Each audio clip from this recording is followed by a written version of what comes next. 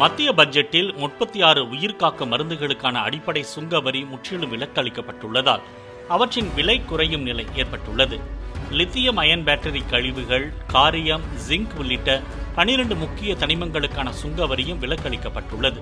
பதப்படுத்தப்பட்ட மீன் மற்றும் அதன் பசை ஆகியவற்றுக்கான சுங்க வரி 30% 5% குறைக்கப்பட்டுள்ளதால் அவற்றின் விலையும் குறைய உள்ளது.